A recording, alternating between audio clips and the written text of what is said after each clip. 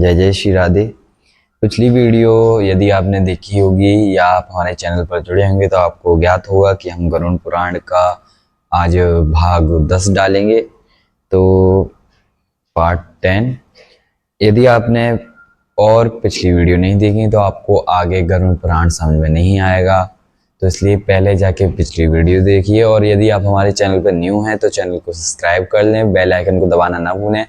अपने परिवारजनों से भी चैनल को सब्सक्राइब कराएं, वीडियो वगैरह दिखवाएं और शेयर करें वीडियो को ज़्यादा से ज़्यादा, जिससे उन लोगों को भी नरकों का वर्णन सुनने को मिले, गरुड़ पुराण सुनने को मिले। तो आइए प्रारंभ करते हैं। पिछली वीडियो में हमने बताया था कि यमराज के दूत उनसे कहते हैं, ना ही तुमने यम के मंत्र का जप किया, ना ही चित्रगुप्त के मंत्र का जप किया, अब तुम आगे क्या है ऐसा बताते हैं। तो जय श्री राधे। अब आगे सुनिए। गृहस्थ धर्म में रहते हुए भी कोई तीर्थ नहीं किया, ना देवता की पूजा नहीं की, तथा अहंकार को भी नहीं त्यागा। ना तो पूजा की ना अहंकार त्यागा। एक तो बुराई छोड़ देते, चलो पूजा नहीं कर रहे उसका पाप लगा, अब तुम अहंकार भी नहीं छोड़ रहे हो, दोनों पापों को लाद रहे हो, तो फिर वही अच्छे पुरुषों की सेवा नहीं करी, अब तुम अपने कर्मों के फल को स्वतः ही भोगो आराम से। ऐसा यम के दूत उससे कहते हैं जब वह रोता है कि मुझे क्षमा कर दो, आगे से मैं नहीं कहूंगा, आगे से ना ही मैं करूंगा, ऐसा जब वह कहता है तब यमराज के दूत उससे यह शब्द कहते हैं, अनेक तरह की हम तुम्हारी ताड़ना करते हैं। अर्थात यम के दूत कहते हैं अब हम तुम्हें अनेक तरह से मारेंगे, अनेक तरह से तुम्हें दंड देंगे। यदि तुमको दंडनीय अपराध क्षमा करो तो वह केवल, अगर तुम कहते हो कि हमारा अपराध क्षमा कर दो, तो वह केवल भगवान यानी कि ईश्वर भगवान ही क्षमा कर सकते हैं, हम नहीं कर सकते, अन्य कोई भी नहीं कर सकता। हम लोग तो हरि की आज्ञा से अर्थात भगवान की आज्ञा से तुमको दंड दे रहे हैं, ताड़ना दे रहे हैं। ऐसे वचन कह यमराज के दूत दया रहित होकर पुनः शालमली वृक्ष के पत्र ऊपर से गिरते हैं। ऐसा कहने के बाद तुरंत उस वृक्ष के पत्र ऊपर से गिरते हैं। तब प्रेत जले हुए अंगार की तरह होकर ताड़ना करते से नीचे गिरते हैं, मतलब प्रेत नीचे गिर जाता है। उसके तत्पश्चात फिर, इसमें थोड़ा ऊपर नीचे प्रिंटिंग हो गई है, थोड़ा मिस्टेक है, तो आप समझिए थोड़ा। वह ऊपर उसको जब ये कहते हैं उसके बाद वो लटका होता है, उसको मारते हैं, दंड देते हैं, फिर वह नीचे गिरता है। गिरने के बाद ऊपर से उस वृक्ष के जो पत्ते हैं वह गिरते हैं, पत्ते गिरते हैं। तो वह पत्ते कैसे हैं? तलवार के समान पहने तीक्ष्ण तेज धार वाले वह पत्ते हैं, उसके ऊपर गिरते हैं, जिससे उसके अंगों को छेदन अर्थात छिन्न भिन्न कर देता है। निशान छिन्न भिन्न, इधर काट दिया उधर काट दिया, ऐसे कर देता है, छिन्न भिन्न कर देता है। और उनको कुत्ते भक्षण करते हैं। जैसे ही ये छिन्न भिन्न करते हैं उसी के तत्पश्चात वहां पर जंगली कुत्ते आ जाते हैं, वह उनको खाते हैं, नोचते हैं उस पापी पुरुष को। तब प्रेत दुखी होकर रोते हैं। तब वह जो पापी पुरुष होता है वह रोता है, मनी मन सोचता है कि मैंने पाप करे, कुछ नहीं किया, धन संचय किया फिर भी कुछ नहीं किया, अहंकार करा उसमें भी कुछ नहीं हुआ, आखिर में मैंने इतना सब गलत किया और मुझे अब ये भोगना पड़ रहा है। ऐसा अपना मन ही मन गिलानी पश्चाताप करता है। परंतु वहां अब करने से क्या फायदा? रुदन करते हुए प्रेतों का मुख धूल से भर पाश में बांध यमदूत अनेक प्रकार से मारते हैं। जब वह रुदन करता है मुख खोलकर उसके मुख में गरम रेत बालू डाल दी जाती है, फिर उसे मारते हैं दोबारा। तथा अन्य यमदूत मुदगर से मारते हैं। बहुत सारे यमदूत, कोई यमदूत तलवार भाला आदि तीक्ष्ण शस्त्र हैं, कोई मुदगल से, कोई भाले से, कोई तलवार से, कोई दंड से, कोई कोड़े से, ऐसे करके उनको पीड़ा देते हैं उस पापी पुरुष को। कोई यमदूत आरा आदि से काष्ठ आदि की तरह पापी को भेदन करते हैं। आरा आरा देखा होगा आपने, आरा होता है, उससे उसको मारते हैं, भेदन करते हैं, काटते हैं। कितने यमदूत नार की उस पापी पुरुष को भूमि पर गिराकर कुठार आदि से कूटते हैं। कुठार आदि होती है ना, उससे कूटते हैं।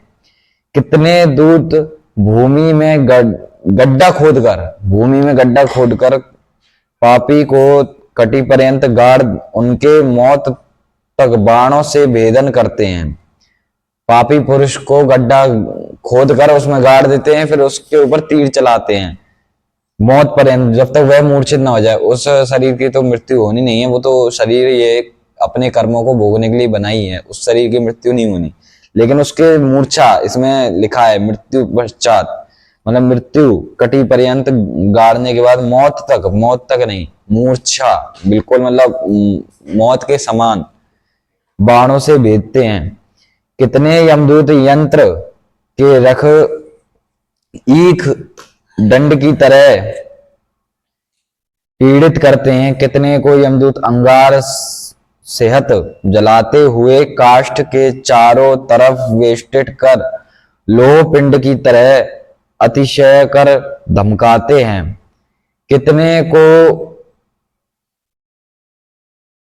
को दूत अग्नि पर तपे हुए घृत अर्थात घी तपे हुए घी में, कितने को तपे हुए तेल में, मतलब गरम तेल में, गरम घी में, जैसे कढ़ाई स्थित तपे हुए तेल में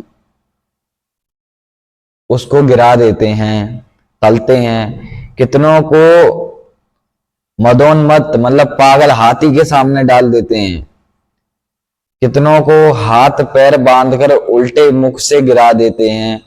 कितने को कूप में, कितने को पर्वत से, तथा कितनों को कृमि कुंड में गिरा देते हैं। कृमि कुंड, उसमें जीव पड़े होते हैं बड़े भयानक, उस कुंड के जो जीव हैं उसको फिर वो खाते हैं। कितने को मस्तक में, नेत्र में वज्र समान तीक्ष्ण चोंच वाले काक पक्षी तथा मांसलोभी गिद्ध पक्षी मारते हैं, अर्थात उसकी आंखों में बहुत सारे पैनी चोंच वाले पक्षी आके उसकी आंखों को नोचते हैं, गिद्ध वगैरह उसके मांस को खींचते हैं, खाते हैं। कितने परस्पर यह कहते हैं कि पूर्व जन्म में तुमने हमारे धन को भक्षण किया, तुम अब मेरे धन को दे क्यों नहीं रहे, दिया क्यों नहीं, यमलोक में मिले हो, ऐसी प्रार्थना करते हैं। कुछ प्रेत होते हैं, जैसे कोई व्यक्ति की मृत्यु हो गई लेकिन उसका साथी की भी मृत्यु हो गई, वो दोनों ऊपर उनका मिलाप हुआ, मिल गए वो, तो एक दूसरे से कहते हैं तुमने हमारा धन लिया, तुमने हमारा धन लिया, मिल जाते हैं। ऊपर भी यह कार्य धन का नहीं छोड़ते, ऊपर भी मोह माया करते हैं। ऐसे नरक में पापी पुरुष आपस में विवाद करने लगते हैं।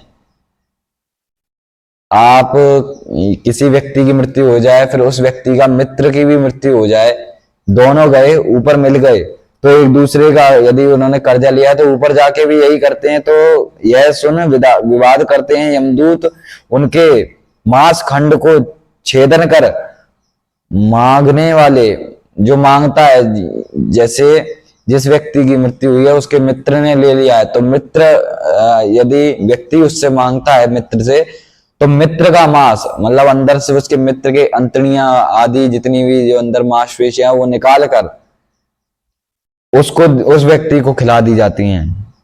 ऐसे यमदूत उनको ताड़ना कर पीछे से खींचकर तामसी घोर नरक में ले जाते हैं, यमराज के अत्यकट आज्ञा से गिराते हैं।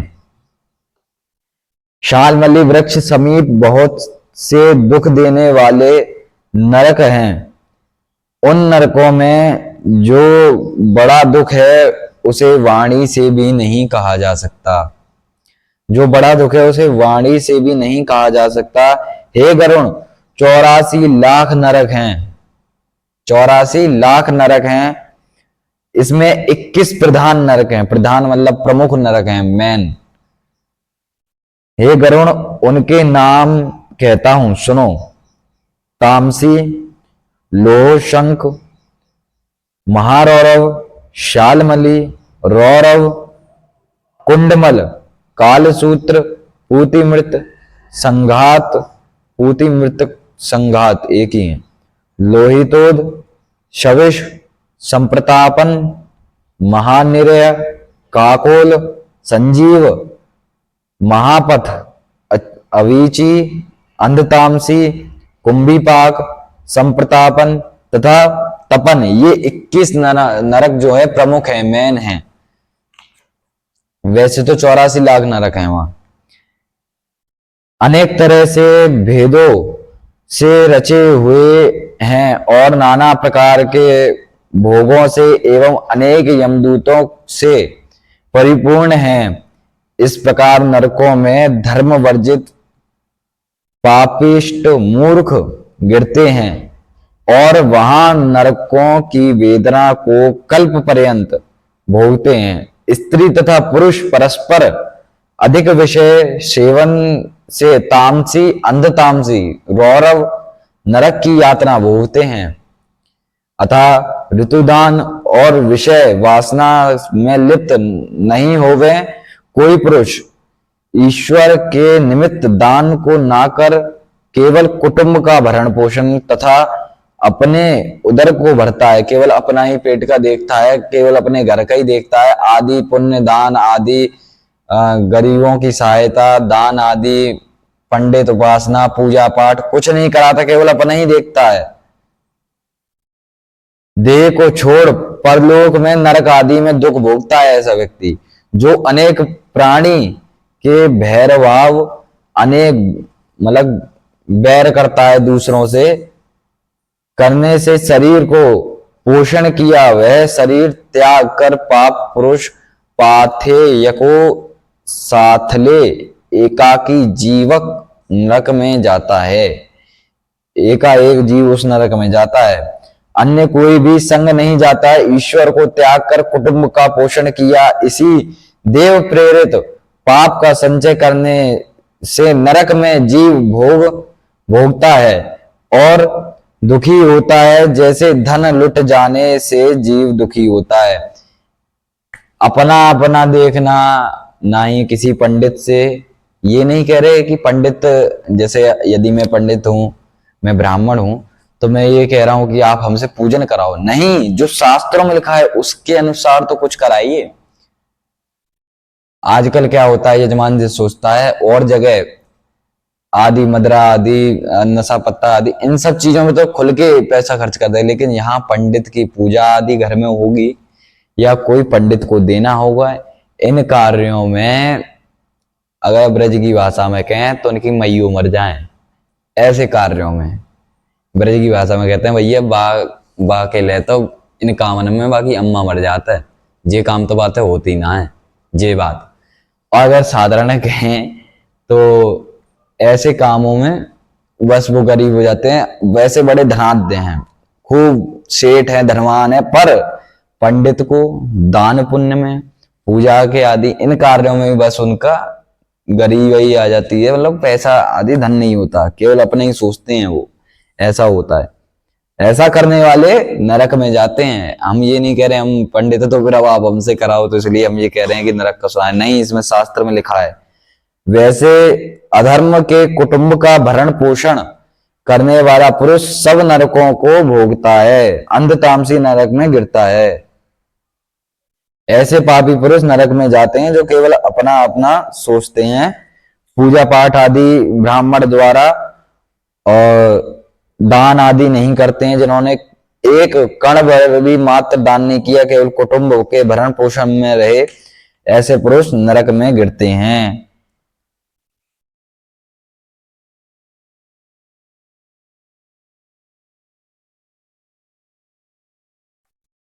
राधे राधे, आज के लिए इतना ही।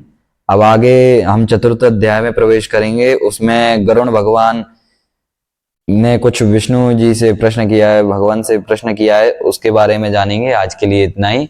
यदि आपने हमारी पुरानी वीडियो नहीं देखी तो उसको देख लें और चैनल को सब्सक्राइब कर लें, वीडियो को लाइक करें और ज्यादा से ज्यादा शेयर करें, जिससे और लोग भी नरक का वर्णन और किस पाप को करने से कौन सी नरक प्राप्त होती है ये सुने, सबको ज्ञान हो। तो ज्यादा से ज्यादा शेयर करें, चैनल को सब्सक्राइब कर लें, कमेंट जरूर करें कि आपको कैसा अनुभव और क्या सीखने को मिला हर एक वीडियो में। राधे राधे।